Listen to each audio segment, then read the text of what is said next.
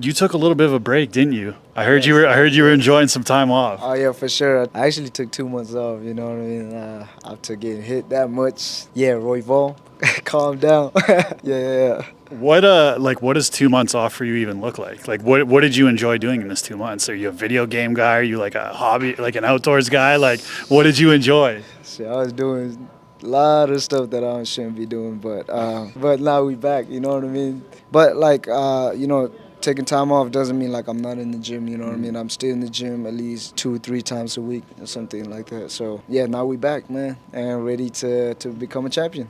I was just gonna say, I feel like you're young enough that you can get away with stuff like that. You know what I mean? Like shout out John Jones. John Jones used to be rowdy back in the day. I mean, obviously not to that level, but you got to enjoy some time in your 20s. You know, For sure. like you got to enjoy some time in your 20s because I feel like at that age, if you try to make somebody too disciplined of an athlete, they're gonna go the opposite way, right? For sure, man. I like to fuck up.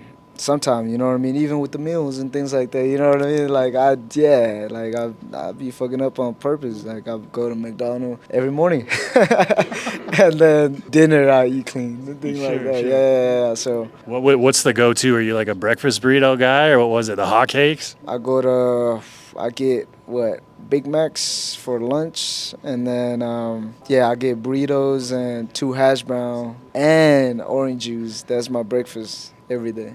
Hell yeah. No, I can respect that. I mean, shit, I eat the same thing. I'm not fighting for a world title, but I can respect that. I wanted to ask you this, right? Because I was watching you on a podcast the other day and you used to talk about, how it was kind of rough for you growing up and things like that.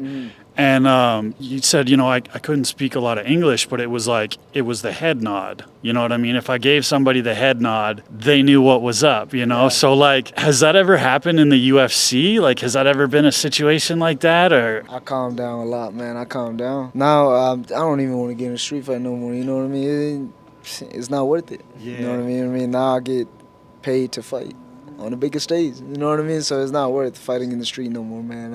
I just think it's stupid. You know what I mean? Like, for what? You know what I mean? To show you the toughest guy in the world or something? Like, you know what I mean? So now I'll just calm down. So what did that look like? Was it like you would walk up to somebody and you would kind of like lock eyes with them, and then it would just kind of be like a one of these, and then if they reciprocated it, then it was on? Well, I'll just be sitting in the classroom, right? And let's say a new guy's come, and I just follow him with my eyes, like just right here. And then if you sit down, they look around. And then when you look at me, I'm like this. And then if you do this, he wants something. And then I go walk up to him and say, hey, what was that? And that's all it took. There you go. And, when I used to fight a lot in the street, I never let them throw the first punch. I always throw the first punch because, you know what I mean? You never know what they're going to do. So Yeah. I always throw the first punch. Which is crazy because nowadays you talk about I don't really have a strategy. Like I go in there and I see what they're going to do as opposed to when you were younger, you were the guy that was going to act first. So I was thinking about this the other day because we had a fight a long time ago and it was Izzy and Yoel Romero.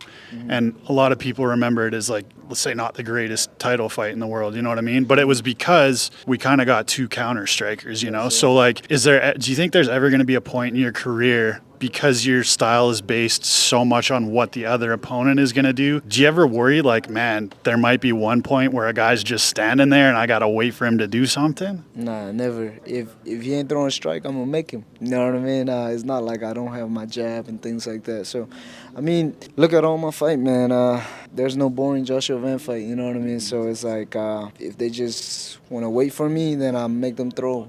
And make them make that mistake and things like that. So I'm not just like a counter guys. I can go. I can be a pressure guys too. You know what I mean? So. And then there was another thing you were talking about, and you talked about the Royval fight, and you said, man, I don't like watching it back. I don't like the way that fight played out because I just found it very interesting because at such a young age you kind of grasp the fact that hey, it's about hitting and not getting hit. And there's so many guys at a young age that are bro, I just want to get 50K. I don't care what the fight looks like. I want the crowd to go crazy. Where you, on the other hand, are bro, I'm trying to be in this game for a minute. I'm trying to be a champion, and the less damage I take and the cleaner I look out there, that's going to play more to my advantage. How soon did you pick that up? Was that before the Royval fight, or was that did that change have to happen after the Royval fight? Well, A lot of my fight, man, I feel like I deserve the 50 G's a lot of times anyway. You know what I mean? So it's like I feel like I don't have to necessarily get hit just to get the 50 G's. You know what I mean? I can make like a badass fight without getting hit. You know what I mean? So I'd rather do that. Like performance of the night or things like that. Like fight of the night, man, they can have it. You know what I mean? So it's like, yeah, like I don't mind getting hit. I mean, I do because I'm a fighter and I don't want to get hit. But it's like, man, it's better not to get hit. You know what I mean? So that's what I was saying. And then you talked about, like, obviously people brought up the rear naked choke with Pantoja. That's going to be a main focus in training camp. But one thing you said, listen, if it goes to the ground, like, I'm going to submit him. You know what I mean? So, like, where did that confidence come from? Like, was there a certain guy in the training room? Was there a certain submission that you were constantly catching guys with? Or is it just your overall game that you're so confident with that you can actually, go out there and be able to submit a guy like Pantoja? Yeah, man. It's just the confidence I have in my work. You know what I mean? The work that I put in the gym and things like that. So, Pantoja is a great jiu-jitsu guy. You know what I mean? If he gets your back, he got you like 80% is done. You know what I mean? 80% of the fight is done and things like that. So, I'm prepared for that too. You know what I mean? So, but I'm more prepared for the ground game because, like, not a lot of people see my ground game, but trust me, I've been working on my ground too. Joshua Van, final message to everybody that's tuning in this weekend and everybody that's going to be in your corner supporting you this weekend. Tune in this Saturday. It's going to be a banger. Me and Pantoja are going to put on a firefight. You know what I mean? So may the best man win come December 6th. Shawnee Mack with Full Send MMA. We're out here in Las Vegas for UFC 323. That man, Joshua Van, is taking on Alessandro Pantoja for the UFC flyweight title of the world. It's always a pleasure, bro.